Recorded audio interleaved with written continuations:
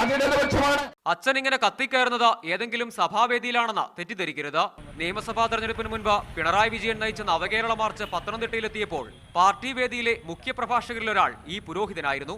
അച്ഛന്റെ പ്രസംഗം നാട്ടുകാർക്ക് പുതുമയല്ലെങ്കിലും സംഗതി നേതാക്കളെ അത്ഭുതപ്പെടുത്തി. അതിന് ഫലവുമുണ്ടായി.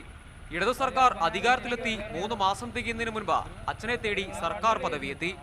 അപ്പോൾ ഒരു ക്രൈസ്തവ പുരോഹിതൻ എന്ന നിലയിൽ മാത്രമല്ല, ഒരു മതാതീതമായ ബോധം പുലർത്തുന്ന ആൾ എന്ന നിലയിൽ കൂടിയാണ് ഇപ്പോഴത്തെ സർക്കാർ എന്നെ ഈ ഒരു പദവി ഏൽപ്പിച്ചതെന്നാണ് ഞാൻ വിശ്വസിക്കുന്നത്. അതുകൊണ്ട് തന്നെ എൻ്റെ ഒരു സഭയിൽപ്പെട്ടവരോ എൻ്റെ മതത്തിൽപ്പെട്ടവരോ അപ്പുറത്തായിട്ട് ഈ പറയുന്ന മേഖലകളിൽപ്പെട്ട ആളുകൾക്ക് വേണ്ടിയെല്ലാം ഒരുമിച്ച് നിന്ന് പ്രവർത്തിക്കാനുള്ള ഒരു അവസരം എനിക്ക് LDF തന്നിരിക്കുന്നു, സർക്കാർ തന്നിരിക്കുന്നു എന്നാണ് ഞാൻ വിശ്വസിക്കുന്നത്. മലങ്കര ഓർത്തഡോക്സ് സഭയിലെ വൈദികനായ ഫാദർ മാത്യൂസ് വാഴക്കുന്നം റാന്നി സെയിന്റ് തോമസ് കോളേജിൽ മലയാളം അധ്യാപകനാണ്. സഖാവച്ചൻ എന്ന പേരിലാണ് ഫാദർ മാത്യൂസ് അറിയപ്പെടുന്നത്.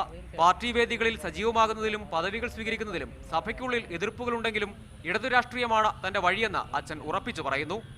സജോ ദേവസ്യ, മീഡിയ 1, പത്തനംതിട്ട.